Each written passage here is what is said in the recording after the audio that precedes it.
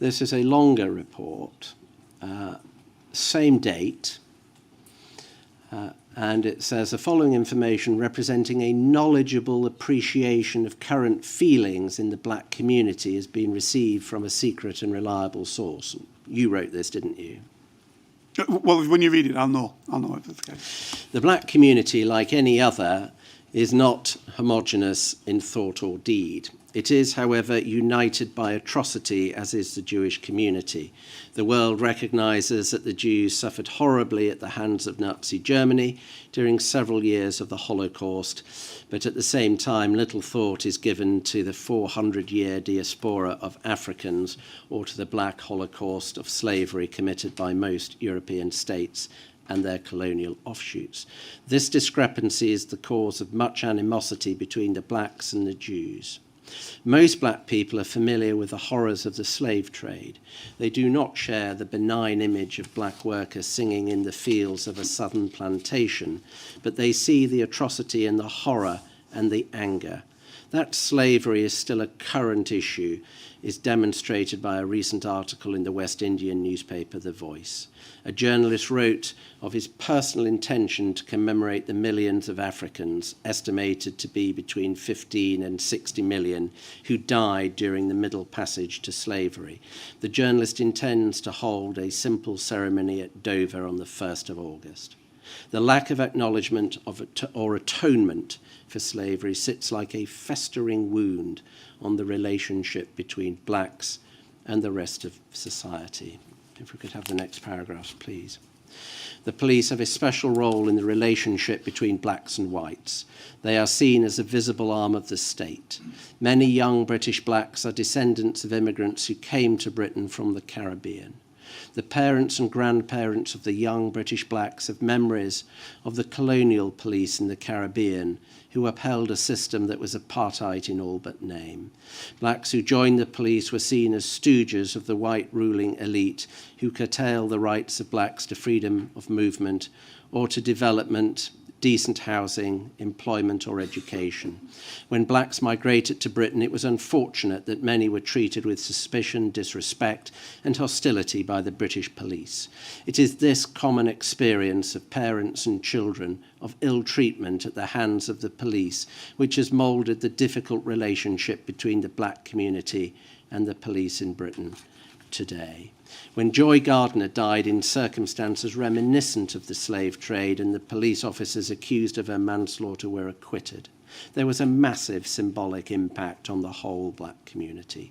That Joy Gardner died while being subjected to restraining implements such as body belts, leg irons, and gagging tapes, which, it was announced, were authorised only for use on illegal immigrants, did nothing to soften the blow. When it was alleged that such restraints had been used only on black people, it further increased the feeling that institutionalised racism is rife. Go over the page, please. The Joy Gardner verdict did not surprise black youths, who generally have little, if any, faith in the criminal justice system.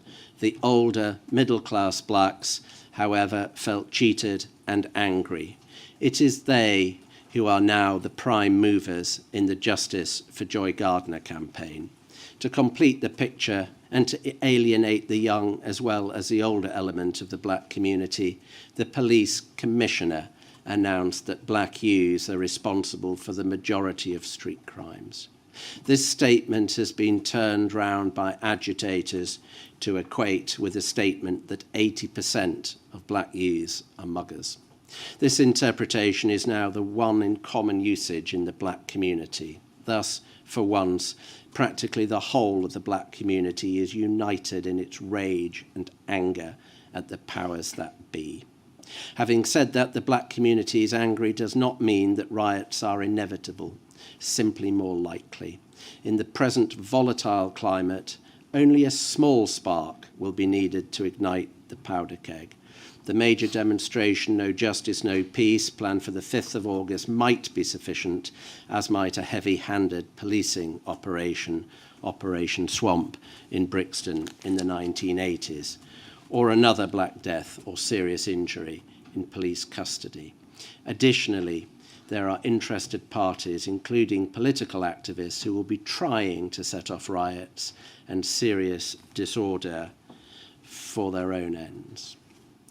Did you write this? Yes. From the heart?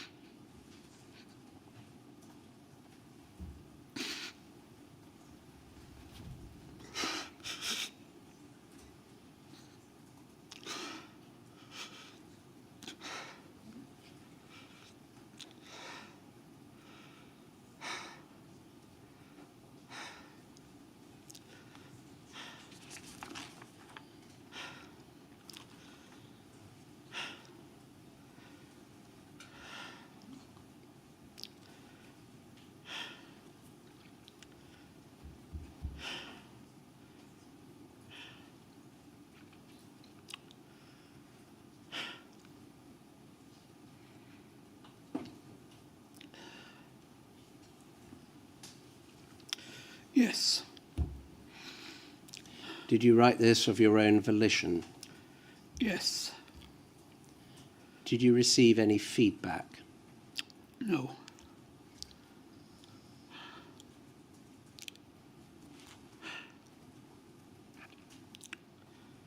Might this be a convenient moment to break for lunch, sir? Yes, unless there's anything that you would like to add now, we will break for lunch. Is there anything you would like to add now?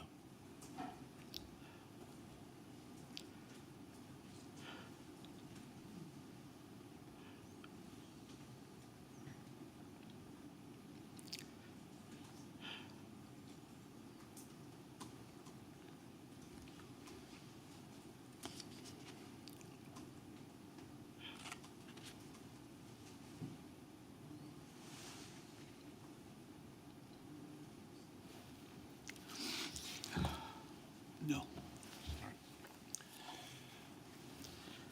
Then we'll resume at 2 o'clock.